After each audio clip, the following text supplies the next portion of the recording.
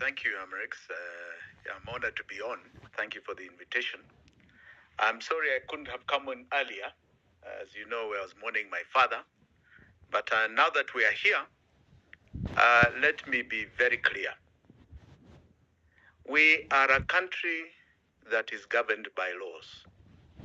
And everything we do is within that framework. Our government, and it's important people understand this because for many people it's not basic enough. A government simply operates to mobilize resources from the citizens of Kenya so that they can be used for the needs of all the citizens of Kenya. And to mobilize those resources, it has two avenues. One is taxation, which is the primary one, and the other is debt, which is simply supposed to be a top-up. That is all, a top-up.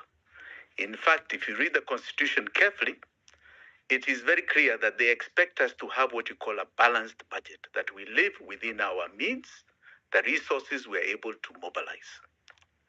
Now, our 2010 Constitution and subsequent PFM, Public Finance Management Act, anchored what you call financial controls on our resources. Those financial controls embedded in the Constitution, embedded in PFM, are law. In other words, you are not supposed to breach those provisions. But what happened from 2013 when the law became active? This is where we say, because we have bothered to do, I believe, the first forensic audit on our public debt. This is when the rain started beating us. This is when the biggest fraud on the people of Kenya occurred. And if you don't mind, I would like to explain this in detail. One thing my late father taught me a long time ago is that to be a leader or to be able to talk to people, you must be able to teach. People must learn. When they learn, they grow in their knowledge and their scrutiny. So we bothered to commission an audit on our public debt. And this audit is called a forensic audit. A forensic audit is an audit that looks at fraud. Is there been any avenue that the law has not been followed in the procurement of our public debt? So when the president the other day said he's got a forensic audit team, or task force as he called it, the first thing I looked at is on all those appointees, there's no forensic auditor at all.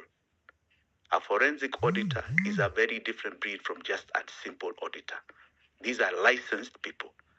And we bothered to get what was the foremost forensic auditor in Kenya, a man called Bernard Muchere, who had done a lot of internal audit for government for the last 41 years.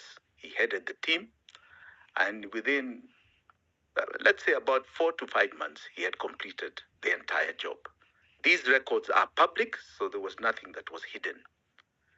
So what happens is that our laws anchor this debt. It says, for example, that debt must be on the budget. Number one. It says that debt in the medium to long term should only be taken for development. Number two. It says that you cannot borrow for recurrent expenditure. In other words, to pay salaries, or if people want to get on a jet plane to fly off to America, you can't pay for that. You can't pay for any other expenditure other than development. And then it says, number three, that if you want to borrow because you have cash flow problems, you can, but it must be within 1 year, and it must be paid within that 1 year. And on top of that, it gives a maximum, a ceiling. And the ceiling says this: it cannot be 5% more, it can only be a maximum of 5% of the total tax revenue, audited tax revenue returns of the previous financial year. So if you collected 2 trillion in tax revenue, then 5% means that you cannot take more than 100 billion. It also goes further to say that that is expected to be an overdraft at CBK. Now, that is the basis of our laws. One other provision I might like to say is what is called Article 214. Article 214 says there is the consolidated fund where all our revenue must be put in. So whether it's tax revenue, whether it is debt revenue, it must be put in one simple fund called the consolidated fund, one account, nothing else. So where did the rain start beating us? In 2013, the Uhuru Ruto government went to the parliament and they proposed an amendment number 1 to the Consolidated Fund, an amendment through the Public Finance Management Act, that you amend the Constitution, Article 214, through the Public Finance Management Act, which, as you and I know, is an illegality. You cannot amend the Constitution through an act. And they added 2 more provisions that were not in the Constitution, saying that money, in essence, do not have to enter the consolidated fund. That was the first. The second is that they introduced something called Supplementary Budget Number 2. Supplementary Budget Number 2 was another foundation of fraud. If you read the provisions in the Constitution on a supplementary budget, first it is an addition to the budget that has been passed by the end of June that year. So it is just supplementing the items there. And there is a maximum that the addition cannot be more than 10%. Now, that means that there's a ministry, for example, that is building a road, and they find that it was 100 shillings, and the cost has gone up to 110, so they ask for the 10 more. But it is already in the budget, 100 shillings. Now here, in supplementary 2, they suddenly decided they're introducing something called a new budget. A new budget with new projects that were not in the previous budget passed in the appropriations of that June. So this is where the fraud began. Now, the fraud began with those 2. So money started being borrowed that were not on the budget. Money started going into accounts that were not the consolidated fund. And our summary is simply this. And I'll give you a summary from July 2013 all the way to June 2023. 10 years. Remember, I said debt is a top-up. It is not a principle. So we said, let us look at the accounts of government. What is the government expenditure? How much did the government put on the budget for development? It was 6 trillion shillings. How much did they put for the counties? We put the figure. How much are their salaries over those 10 years? We put the figure. How much were their operations expenses? We put the figure.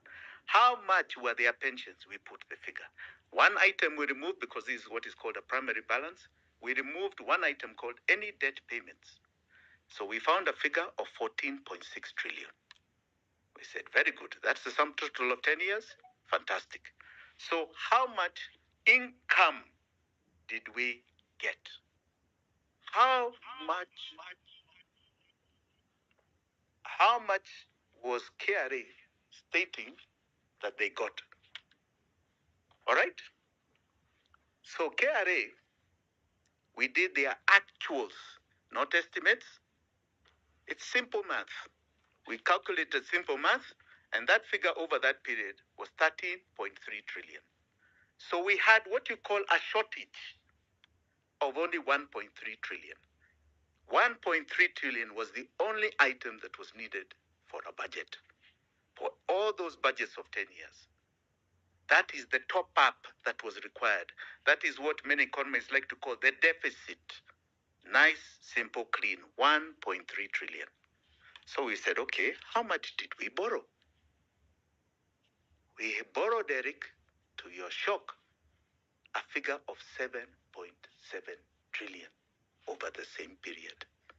In other words, if you do the subtraction of 1.3, 6.4 trillion more than we needed, more than was on any budget that had been put forward, more than any approval from Parliament, because Parliament approves a budget where the debt is anchored.